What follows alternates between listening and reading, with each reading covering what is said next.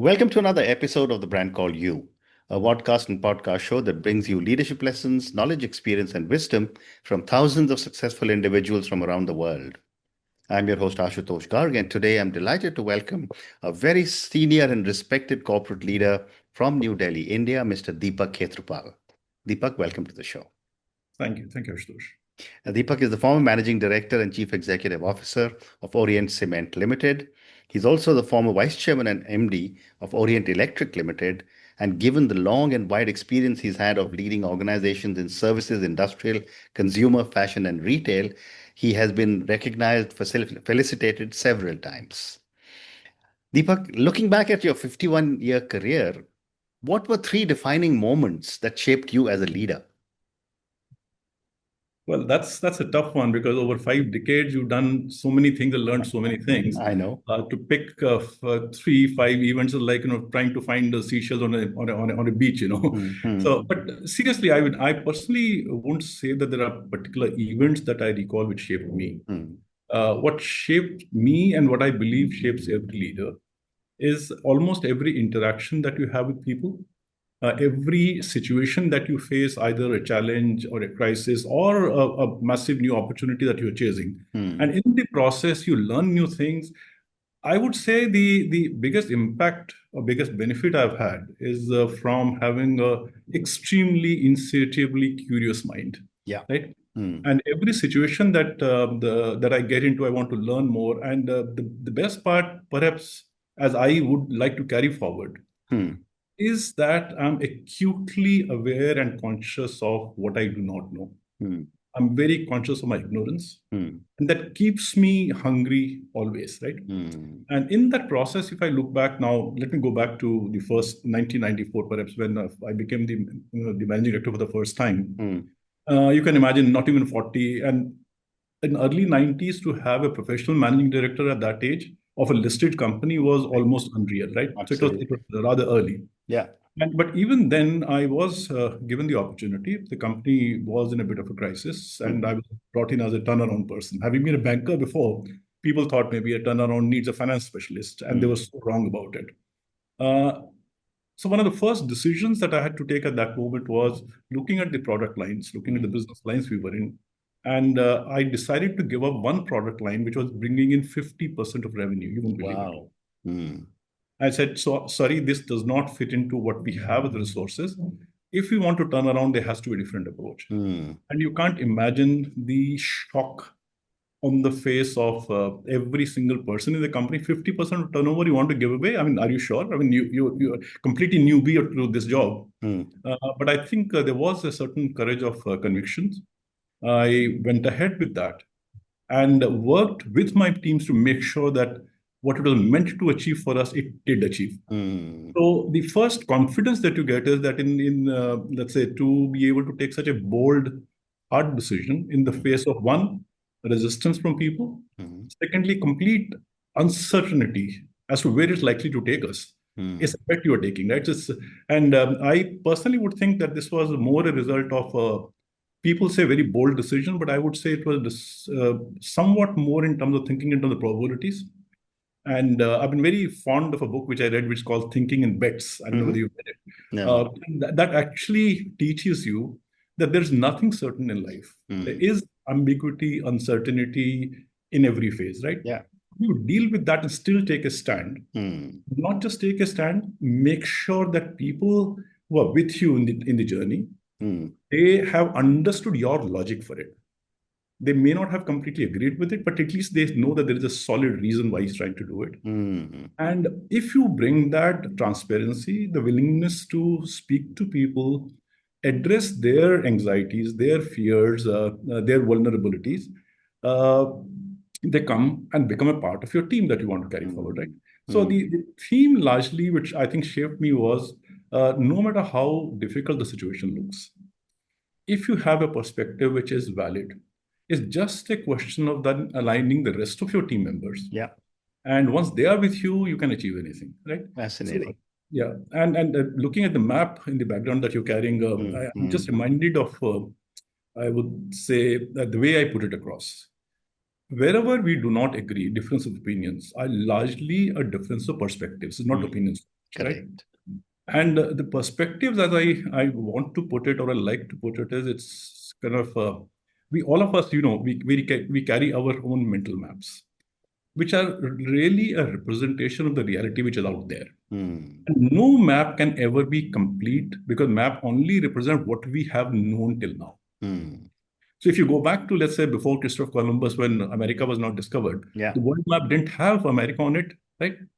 Only when we found America, the maps changed, Correct. right? And Correct. same thing happens with us about situation, about people. Very true. We know a certain amount of about them. We create our own mental maps. Unfortunately, we Hmm. forget that these are only maps that we have created for our comfort and to make our life easier, manageable, but Hmm. they're not the terrain. And when the terrain hits you in the eye, your map does not prevail. The terrain, Hmm. right? And then you have to revise your mental maps. Absolutely. Okay. So that process of being, I would say, very transparent about the mental maps that I am carrying, Hmm. trying to understand the mental maps of others, what makes them tick, Hmm. what makes them think like they do, Hmm. why they resist something. And once you understood, then you say, oh, so here is my learning about them. And I try and provide my learning about my own, let's say, mental map, where I'm coming from. Hmm. And more often than not, I've seen that it works. Hmm. So that was one of the first things which I learned. Hmm. Some of them, the others were not as pleasant. Uh, Hmm. in the first assignment again, I ran into one of the most notorious trade union leaders Hmm. leading the union in my company. Yeah. And to take him on, even at the risk of my life and limb, which my Yeah. board later on felt very unhappy about, Hmm. they asked me, why did you do it? I said, very simple. There had to be one leader in the company. There can't be Hmm. two leaders. Hmm. So, ticking off a very notorious union leader, but the fact that I did that made me completely accepted in the company within the first week. So, oh, this guy means business. Hmm. Don't mess around with him. So that I would say that, and the perhaps the latest, I would say, I'm just going over 3 decades now. Yeah. Yeah. The latest I would say was when COVID hit us. None of us knew what it means, right? Correct.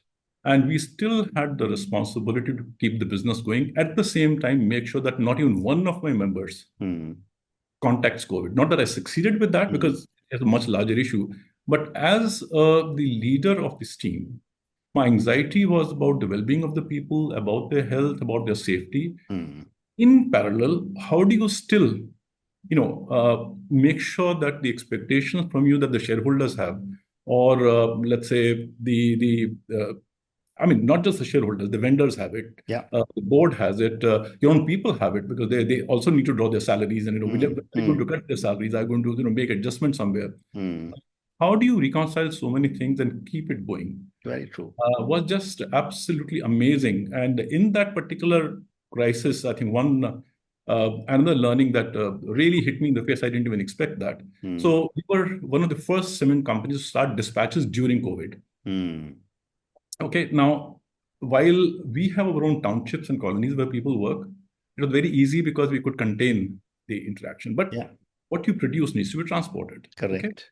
And obviously, the truck operators, the transport operators who we work with, they were happy Hmm. to send their trucks because they were getting business. Hmm. Uh, just talking to the head of that unit, I just mentioned to him, I said, it's okay that we're getting trucks. But those days, almost every eatery on the way was locked out because it was, Hmm. right? So how do this poor driver get their meal when they are 10, 12, 14 hours from, you can imagine somewhere in Karnataka, they were going all the way to Mumbai to deliver cement. Hmm. I just expressed an anxiety, and that's how I am, right? Hmm. And this unit head went home for lunch because it's within the township. He just happened to mention to his wife, saying, "Look at Deepak. Everybody is talking about this, and he's talking about the driver who does not even work for us. He comes for one trip. After that, we may not even see him." Hmm. And the impact what I didn't expect in that happened was his wife said, "We will cook the meals for these drivers." And Wow. senior leadership team's wives, Hmm. lunch, they will provide them, dinner they will provide, and they will give them packets for the way, being cooked by these ladies themselves. Now, how could I ever expect, Amazing. how people can respond to a little uh, sharing of your anxiety with an open mind. Yeah. I didn't expect it, but it came. When it came, I can't tell you, nothing made me more proud than this Wow. gesture on the part of the women who Hmm. in the township decided to do the cooking themselves for the truck drivers. Amazing. So I mean, these are the kind of things which Yeah, yeah, yeah. sort of in a way really. What an amazing story. What an amazing story. But, given the fact that you, as you said, became the MD at a very, very young age and you gave me some amazing defining moments, uh, what do you see as some of the biggest misconceptions about leadership that you have seen in so many years with so many different people? Okay, I think the biggest misconception about leadership is that leadership is about authority and power. Correct. To my mind, it is about the willingness to surrender your control and surrender power. Mm, mm, That is the truth. Rest all is a myth. Okay, mm, uh, in the sense that just try and sort of imagine a situation where you have to act in the face of uncertainty. mm, You're appearing bold and you're appearing decisive and everything, right? Uh, but when you're doing that, you also are within yourself fully aware mm, of the risks that you're taking, the vulnerabilities. mm, And let me sort of summarize it in a way that when you're taking these decisions, when you're doing, I'm never forgetting the fact that everything I say or mm, do mm, impacts people around me. mm, Now, when that impacts people, what do they do? mm, Whenever they are seeing you, you are under the spotlight. mm, They're judging you. mm, They are forming their opinions based on their own filters of their anxieties, fears, frustrations, vulnerabilities, everything. mm, In the face of all of that, still to be able to bring your most authentic self, being vulnerable, mm, uh, is not possible if you're not aware of the fact that here you actually are acting, but you're surrendering control, mm, right? And surrendering control to people so that they overcome what their filters were. mm, It's in a way helping them and making it safe for them to take down their masks, mm. because they are not showing their real self, Yeah. but I'm saying, no, I want to see your real self so that I can then work with you Mm, and help you to do it. Now mm, when I'm wanting to help them, obviously I'm saying I'm not in control, you are in control, mm, let me support your journey through that phase. mm, mm, So mm, it's basically providing support, providing, I would say, visibility, providing them the feeling that they're being cared for. And that is not about control and authority. That's all mm. about finding the Correct. connection with them in which Correct. they do their best Correct. in whatever they take up to do. Correct. Great response. Deepak, you also told me about the decision you took to let go 50% of business because it wasn't in line with what your vision for the company is. My question is that, transitioning or pivoting is a very big challenge in a lot of businesses. What advice would you give to leaders facing disruption in their industries today? And how did you build resilience in a business to sustain long-term value? Because, you gave up 50% and rebuilt the whole business. Right. See, again, it's first of all the ability to read the data that is available to everyone, but in a manner in which they are not reading it. Right. Right. So it's connecting the dots differently, Mm, and then sitting with the same set of people to say, guys, I am seeing the same data that you have provided to me, mm, but I am seeing this. Have you noticed it? mm, And here is, let's say, my take on if we keep doing what we are doing based on what the data that you have and based on which you're acting and the way you're connecting it, mm, we've seen where we have come to. Here is a different proposition. Okay. And I typically, when I see the resistance too much, in this particular case, I didn't have to do it because it was state one of decision, but many other situations, what I've done is engage with people and we delayer the decision. mm, Okay. mm, And at times I've even gone to the extent where I knew the resistance was just overwhelming. mm, Out of 50 regional, I know they were actually, we used to call them zonal heads. mm, I said, any two of you who are willing to volunteer to work with me mm, in a changed perspective, mm, any two of you, and if even two are not ready, I will give up on this. But normally in a situation where addressing 50 people, two will, whether they are being brave like me, being vulnerable but brave, they come together, and then we Mm. start implementing the change in small little pockets. Mm. Okay. And when they see the results coming out, the more and more volunteers start coming on board. Yeah. So that actually happened just before COVID, and we found that if we are able to get people to commit at their own volition, okay, and most important is if we address their fears and anxieties and insecurities, Mm. people are again willing to take down what they're carrying on their shoulders, and most important thing is make sure that they're feeling safe. Mm. Make sure that their fears are not coming in the way. And to that extent, I have been taking it upon myself to make sure that they actually are provided that environment of safety, Mm. irrespective of the outcomes. So if it fails, many a times I've said, guys, it's my fault. I pushed into doing it. It was not your fault. I accept it, and I accept defeat, and that you have to do from time to time. There is a strategy in retreating also, right? Correct. And they saw that I'm open to that. If it didn't work, I could go back. But in situations, I would say 90% plus of the times, Mm. when we actually take up a change or a transformation, Mm. the participation, volition of people, more often than not, it works. And it, at least in my case, call me fortunate, but Mm. it's worked mostly. So Mm. it's about engaging people and their mind and their heart. See, nobody gives you their best as a simple exchange of value. Mm. And I'm also conscious of the fact that every human being finally hungers to be seen and to be connected Correct. and to feel safe, right? Correct. And if you're able to provide an environment in which they do feel safe and they get seen and they have a Mm. connection which is coming out of compassion, it's not out of frustration. Mm. Now, to have compassion in the face of frustration as much to act in the face of uncertainty Mm. are things that you have to sort of use in the right doses at the right times. Mm. And they worked for me. I mean, that's all I can Amazing. say. Amazing. And this whole thing of willing to accept your mistake with your teams is a value that is very powerful and yet not easily found. But therefore, my follow-up question is, what role did humility and ego play in shaping your leadership philosophy? In my experience and my belief, humility is the biggest strength that any leader carries. Correct. And I've been fortunate that people do see me a leader who has the humility. Correct. It's not my saying, Yeah. lots of people actually have Yeah. commented. Yeah. Yeah. Ego is the biggest obstacle of any leader. Hmm. If you learn to give up the ego, or even if you have it, don't let it come in the way of what you're doing. Hmm. You will win. If you keep ego up front and leave humility behind, my view is you're never going to succeed. Hmm. So it's humility is I would think is number one quality beyond the domain knowledge, beyond the skills. Hmm. The mind, what humility does. In fact, going by my personal, I would say, commitment to it, Hmm. when we sat down together to write, every company does vision and values, right? Yeah. And in our company, one of the, I would say, values that we wrote was humility, not just humility, we said humility to learn.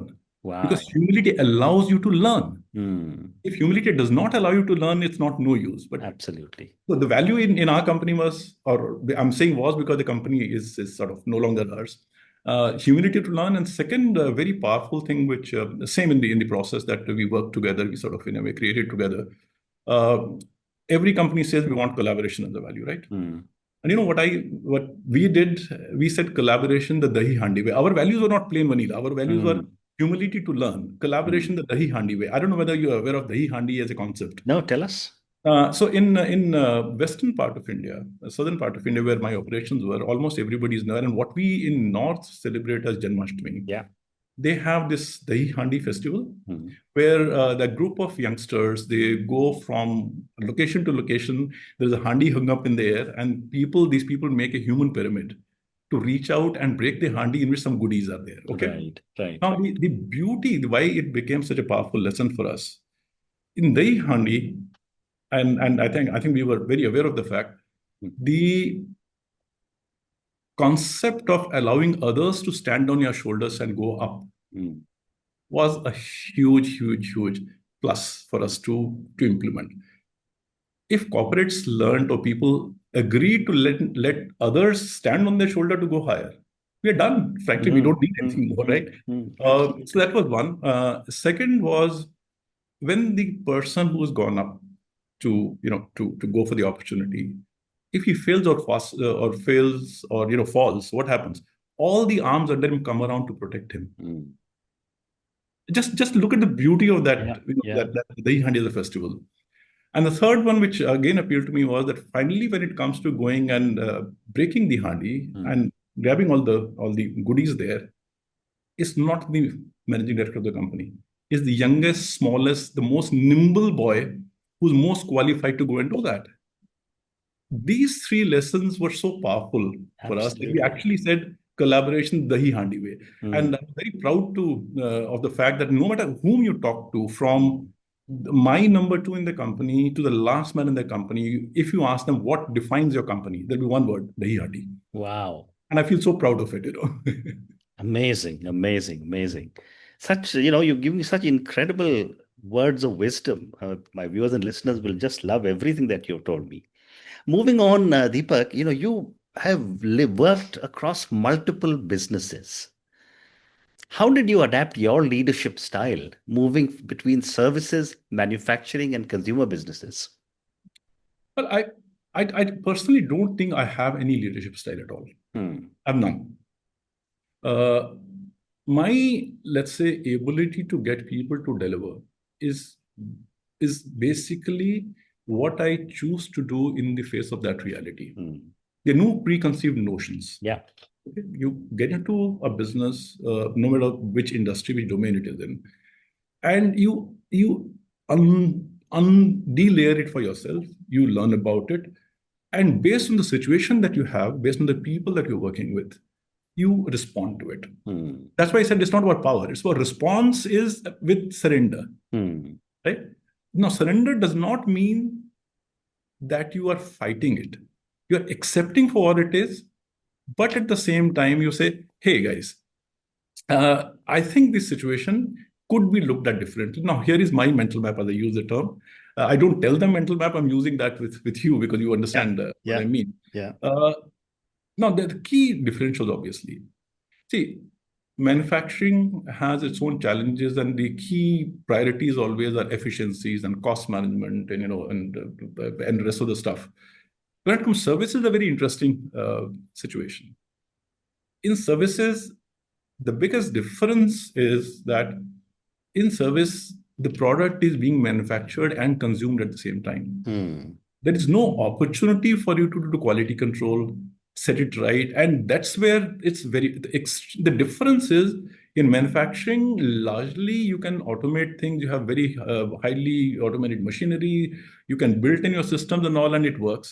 In Hmm. the case of human beings, now in services, who is producing the product? Is Hmm. it human being, right? And they're doing it live, even when the consumer is consuming it, right? How do you train so many people? How do you bring a mindset to them Hmm. where it's not just right first time, it's right every time? Hmm. And that takes a lot more effort in some terms of training the people, providing them not just the skills, but also the mindset. Hmm. Understand why they are different because they are not getting a manufactured product which is being delivered, Hmm. right? It's being produced and consumed. Correct. Uh, Correct. and those are the things which I think if you stay alive to, right? You by and large end up doing okay. Again, open mind, curiosity, learning. I think that's what gives you the resilience to address whatever situation is there in front of you. Amazing. I have time for two more questions for you. I can keep talking to you because there's so many interesting points that I'm learning from you. But two more questions for you. Now that you are at a different stage of life, I want to ask you 51 years of very, very busy, hectic work. What lessons have you learned about balancing professional and personal life? Well, what lessons have I learned? I think more than learning the lesson, I think the conscious effort had to be there. I had to be fair to the jobs, the responsibilities I took up, but I Mm. also had to be fair to my family, Mm. right? I have a wife. We've been married for 40 years. I have two daughters. And if you speak to them, I don't think they ever found me missing when they ever needed me. Amazing. Right? So it's a balance does come in if you take even family responsibilities with as much care and compassion and trying to fulfill the expectations as you do for the rest of the world, right? Mm, So many a times I'll sort of reach home late and I'll ask my wife and my kids, saying, let's go out for dinner. And they say, just come home after 3 days, you must be tired. I said, look, when I go for work, I land from a flight and I go with my team for dinner. If I can go with them for a dinner with, wherever, irrespective of how much mm, I've traveled, why mm, can't I do it mm, with you? So mm. for me, there was no reconciliation required. I think Correct. I owe it to both the sides. And when you sort of again are sincere about it, you find a way. And Mm, I've never had any problem. And so from that perspective, now the thing is, yes, I'm giving a lot more to family than I did because there's no other stakeholder, no other claimant to my time and correct. attention, right? Correct. Yeah. Correct. So, Correct. but I think throughout my life, I've been fortunate to be able to sort of make sure that I'm not being unfair to any one of the claimants on my time and attention. Mm, amazing. And my last question for you now, that now that you are in what you call travel, learn, reflect, and share mode, what are you seeking to learn and share the most? Okay, seeking to learn again, I would say is as we uh, travel. As I travel, my wife is a constant companion with me. Our daughters are grown up and they're busy with their own lives. Yeah. Uh, Travel actually opens your eyes to how the world really is. Mm, You know, and when you happen to go to Antarctica or when you happen to go to Arctics, okay, you see things which you don't see anywhere else. correct. You see the resilience that is built into nature. You see the adaptability that allows things to still be there, grow there, whether it's wildlife or humans or whatever, they still manage to be there, right? Mm, So, huge lessons that I get to see just by seeing how nature is operating mm, and trying and finding parallels with what nature is into our lives, whether in profession, then in family, is providing me new perspectives, right? mm, And when I'm meeting people and I'm talking to them, and same thing happens now, I'm not just talking about extremes. I like I said, my last trip has been to South Korea very recently. mm. And when you get to talk to people, and despite the language challenges, I think if you put your mind to it, you manage to communicate with Correct. people. Correct. And what I learned about the society, again, are things which I never knew before, right? So I'm learning more, a lot more about people and areas and zones, and to be able to sort of bring a perspective to it which is relevant for the people who still come to me for coaching, mentorship, or whatever. I don't do it as a profession. I mean, this is my friends who approach me, and I'm happy to sort of have conversations with them. Yeah. Uh, at the same time, a lot more time when I'm saying traveling and learning. Learning is obviously I'm able to now devote a lot more time to reading also, Mm, right?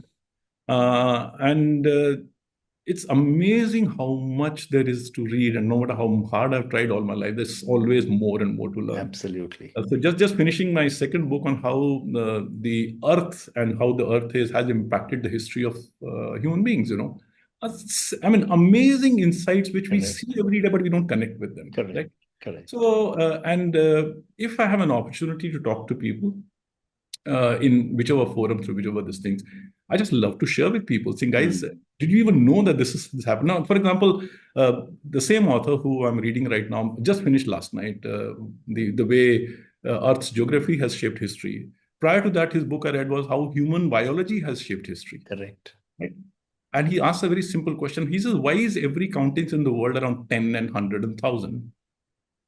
I had not thought about it ever. He says, because we have 10 fingers. We learned Mm, on our fingers, and that became the basis. If we had yeah. six fingers, our base will be about 12. Now, look at simple thing. Absolutely. And it's fascinating that we live with it, we did never actually think about how did it come about. Mm, So traveling allows me to learn more, reading allows me to learn more, and meeting people, speaking to them is like I say, my passion. So I think I hopefully I'll be able to do justice to what I've said, travel, learn, share, sure. and I'm sure. But on that note, Deepak, I just want to say what a fascinating conversation this has been. Starting with what you said that, you have a curious mind and you are aware of what you do not know, to talking about humility to learn, which became a part of the mission statement of a company to your incredible story of the Dahi Handi principle. Thank you so much for speaking to me about your incredible journey. Thank you for sharing such phenomenal lessons and from your own life, from the work that you have done, from the colleagues that you have been mentoring and have supported throughout your life, and the story about the COVID and women actually making food for truck drivers is something that I'm sure will someday, if it has not already, become a case study. Thank you again for speaking to me, and good luck to you. Thank you. Thank you for providing the forum to talk to you. Thank you, sir. Thank you for listening to the Brand Called You videocast and podcast, a platform that brings you knowledge, experience, and wisdom of hundreds of successful individuals from around the world. Do visit our website www.tbcy.in to watch and listen to the stories of many more individuals. You can also follow us on YouTube, Facebook, Instagram, and Twitter. Just search for the Brand Called You.